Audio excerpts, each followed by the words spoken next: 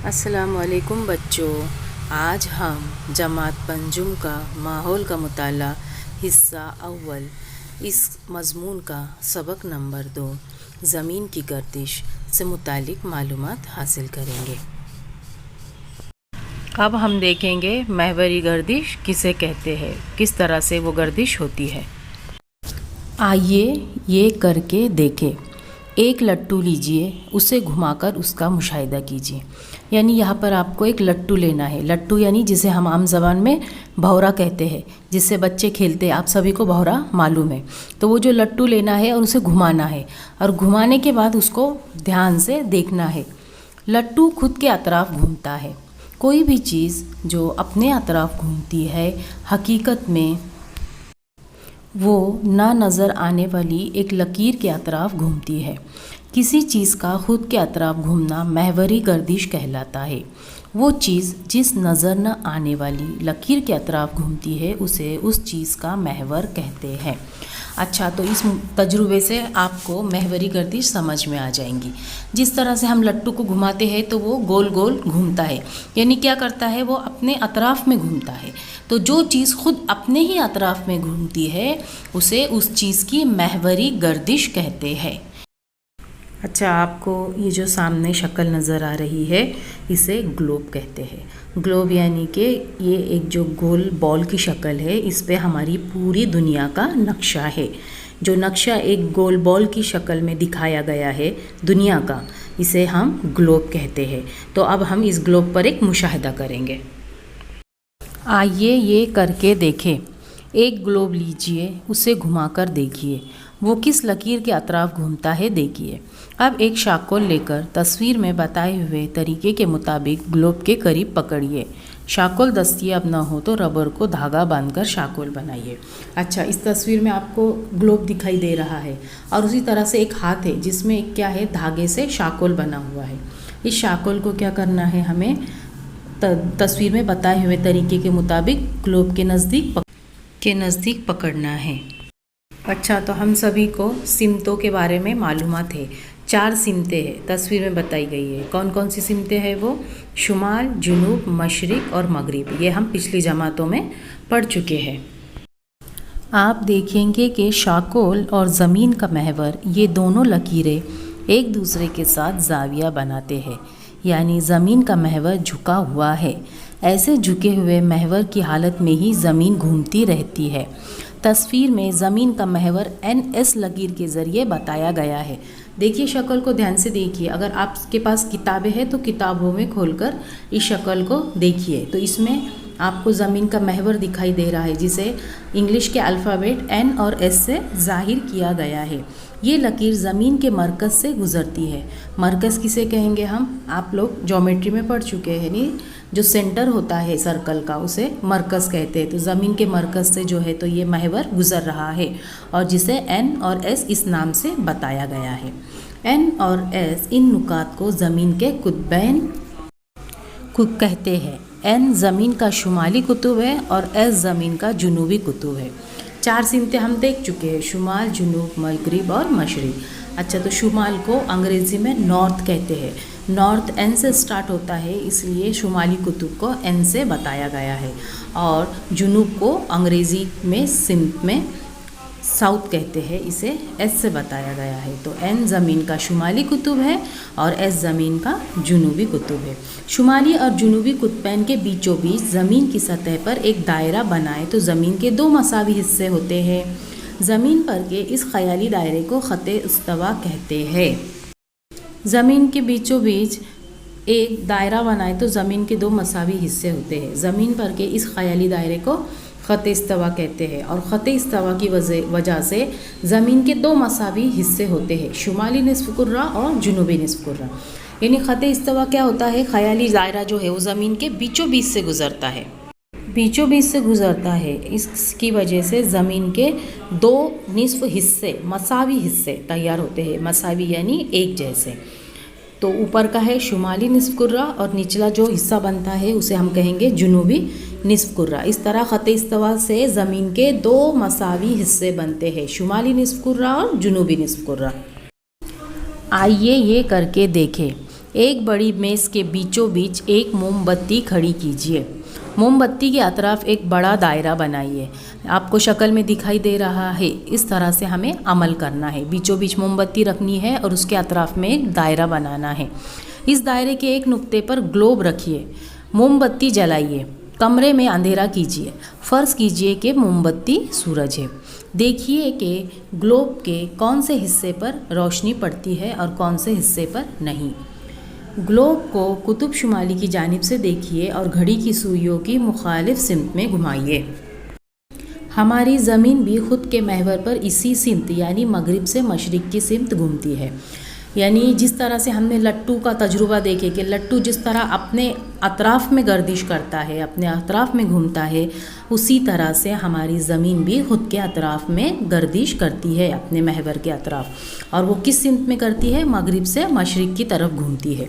Globe के मुख्तलिफ़ हिस्से बितरतीब उजाले की जानिब आते हैं और इसी तरतीब में उजाले से दूर हो जाते हैं।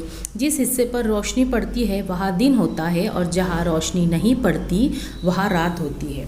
अच्छा, तो इस तजुर्बे में बताया गया है कि मोमबत्ती सूरज है और ये जो ग्लोब रखा हुआ है ये हमारी ज़मीन है। तो अब ज़मीन जब गर्दिश करती है तो गर्दिश करते हुए ज़मीन का जो हिस्सा सूरज के सामने आता है उस हिस्से में दिन होता है, क्योंकि वहाँ पर क्या होता है? सूरज की रोशनी पड़ती है और उजाला होता है। ज़मीन का जो हिस्सा सूरज के सामने होगा वहाँ पर उजाला होगा। अब जो हिस्सा सूरज के सामने है तो उसका जो बकिया हिस्सा है बचा हुआ वो सूरज से सामने नहीं होता, तो वहाँ पर सूरज की रोशनी न पड़ने की वजह से अंधेरा होता है।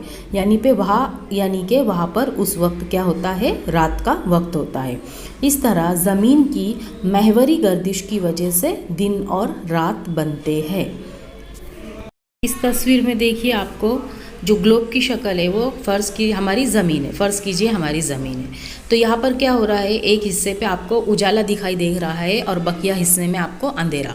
तो जिस ज़मीन के जिस हिस्से पर सूरज की रोशनी पड़ रही है वहाँ पर दिन है और जिस हिस्से पर रोशनी नहीं पहुँच रही उस वक्त वहाँ पर रात होती है। ग्लोब को मेज़ पर बनाए हुए दायरे पर आगे सरकाइए। ऐसा करते हुए ग्लोब को घुमाते रहिए और इसका ख्याल रखिए कि महवर की सिमत न बदले। दायरे पर आगे सरकते हुए ग्लोब दोबारा इब्तदाई जगह पर आ जाएगा। इसी तरह ज़मीन भी अपने महवर पर घूमती हुई सूरज के अतराफ़ गर्दिश करती रहती है। ज़मीन को सूरज के अतराफ़ एक चक्कर लगाने के लिए जितनी मुद्दत दरकार होती है उसे साल कहते हैं।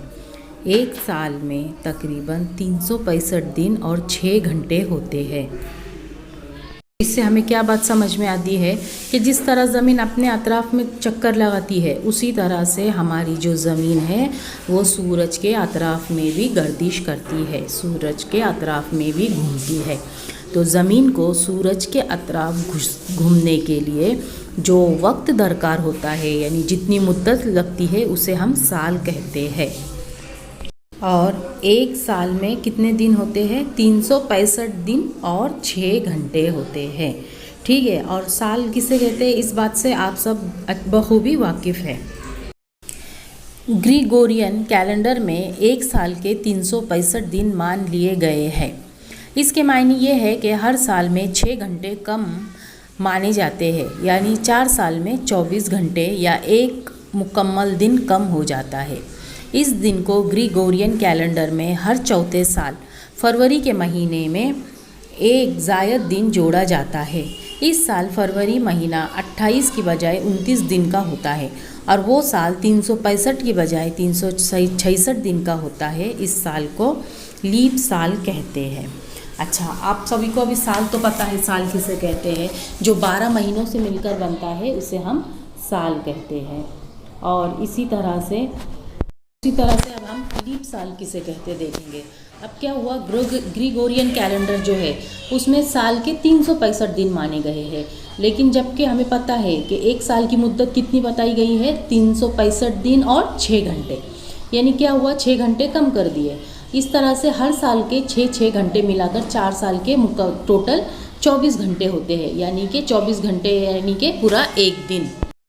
अब इन 24 घंटों को क्या किया गया है कि हर 4 साल के बाद इस एक दिन को ज़ायद बताया गया है, यानी कि हर साल क्या होता है हमें पता है कि हर साल फरवरी का जो महीना है वो 28 दिनों का होता है, लेकिन ये जो 24 घंटे हैं ये कहीं ना कहीं हमें एडजस्ट करने हैं। इसके लिए हर 4 साल के बाद फरवरी के महीने में एक दिन को ज़ायद बताया जाता है, यानी लीप साल में फरवरी का जो महीना होता है वो 28 की बजाय 29 दिनों का होता है। तो जिस साल फरवरी का महीना 29 दिनों का होता है उस साल को लीप साल कहते हैं। तो हर साल में 365 दिन होते हैं, लेकिन जो साल लीप साल होता है उसमें दिनों की तादाद 365 की बजाय 366 दिनों की होती है। क्या आप जानते हैं ज़मीन पर दिन और रात का वक्फा मसावी नहीं होता, यानी वो एक जैसे नहीं होते। ये आपने पिछली जमात में सीखा है। ज़मीन का महवर झुका हुआ होने और ज़मीन की मदारी गर्दिश की वजह से ये फ़र्क होता है। 22 मार्च से 23 सितंबर के अरसे में शुमाली निस्फ़ कुर्रे में दिन बड़ा होता है, जिसकी वजह से वहाँ ज़्यादा हरारत होती है, यानी इस अरसे में शुमाली निस्फ़ कुर्रे में गर्मा का मौसम होता है। इसी तरह जुनूबी निस्फ़ कुर्रे में रात का वक्फ़ा ज़्यादा होता है। रात का वक्फ़ा ज़्यादा होने की वजह से इस हिस्से में हरारत कम मिक़दार में मिलती है, इसलिए जुनूबी निस्फ़ कुर्रे में सरमा का मौसम होता है। 23 सितंबर से 22 मार्च के अरसे में जुनूबी निस्फ़ कुर्रे में दिन बड़ा होता है, इसलिए वहाँ हरारत ज़्यादा होती है, इसलिए उस अरसे में जुनूबी निस्फ़ कुर्रे में गर्मा का मौसम होता है। इसी अरसे में शुमाली निस्फ़ कुर्रे में रात बड़ी होती है, इसलिए इस हिस्से को हरारत कम मिलती है। नतीजे में शुमाली निस्फ़ कुर्रे में सरमा का मौसम होता है। वाज़े रहे कि दर्ज बाला तारीख़ों में लीप साल की वजह से फ़र्क हो सकता है। भारत में गर्मा, बरसात और सरमा ये 3 अहम मौसम होते हैं। वैसे हम साल भर में वसंत, ग्रीष्म, वर्षा, शरद, हेमंत, शिशिर, ज़ीली मौसम भी मानते हैं। इसी तरह 6 ज़ीली मौसमों का चक्कर होता है। मौसम की मुनासिबत से हमारे मुल्क में त्यौहार व जश्न मनाए जाते हैं। इसी तरह मुख्तलिफ़ गाने गाए जाते हैं और खेल खेले जाते हैं। अच्छा, तो यहाँ पे क्या बताया गया है कि हमें पता है कि ज़मीन में जो फ़र्ज़ी दायरा है ख़त इस्तवा, इसकी वजह से ज़मीन के 2 मसावी हिस्से हुए। जो ऊपर का हिस्सा है, जो शुमाल की सिमत का हिस्सा है, उसे हम शुमाली निस्फ़ कुर्रा कहते हैं। अब क्या होता है कि 22 मार्च से 23 सितंबर का जो अरसा होता है उसमें शुमाली निस्फ़ कुर्रे में गर्मी का मौसम होता है, तो उसके बरखिलाफ़ जुनूबी हिस्से में क्या होगा, सरमा का मौसम होता है। और उसके अलावा 23 सितंबर से 22 मार्च इस मौसम में जो जुनूबी निस्फ़ कुर्रा है, जो जुनूबी निस्फ़ कुर्रा यानी जुनूब की जानिब का जो निस्फ़ कुर्रा है, वहाँ पर गर्मी का मौसम होता है और उसके सामने शुमाली निस्फ़ कुर्रे में सर्दी का मौसम होता है। इस बात को ध्यान में रखिए। पूर्णिमा और अमावस। चाँद ज़मीन के अतराफ़ गर्दिश करता है और ज़मीन सूरज के अतराफ़ गर्दिश करती है। ये सब आपको पता है कि चाँद जो है ज़मीन का ज़ीली सैयारा है, जो कि ज़मीन के अतराफ़ में गर्दिश करता है। और हमारी ज़मीन जो है वो किसके अतराफ़ में गर्दिश करती है, एक तो ख़ुद के अतराफ़ भी गर्दिश करती है और सूरज के अतराफ़ भी गर्दिश करती है। लेकिन ये दोनों मदार एक दूसरे से गुज़रते हैं, इसलिए सूरज, चाँद और ज़मीन हमेशा एक ही कतार में हो ऐसा नहीं है। हमें चाँद का ज़मीर के सामने का निस्फ़ हिस्सा नज़र आता है, यानी ज़मीन पर से हमें हमेशा चाँद का एक ही रुख नज़र आता है। हम आसमान में चाँद को देखते हैं तो हमें वो क्या है, गोल शक्ल का नज़र आता है, लेकिन वो हमें पूरा चाँद नहीं दिखाई देता। जो हिस्सा हमारे सामने है बस वही चाँद का हिस्सा हम देख सकते हैं। चाँद बज़ाते खुद रोशन नहीं, सूरज की रोशनी चाँद पर पड़ने की वजह से वो हमें ज़मीन से नज़र आता है। पूनम की रात को हमें चाँद का ज़मीन की जानिब का पूरा हिस्सा नज़र आता है। अमावस की रात को चाँद का कोई हिस्सा नज़र नहीं आता।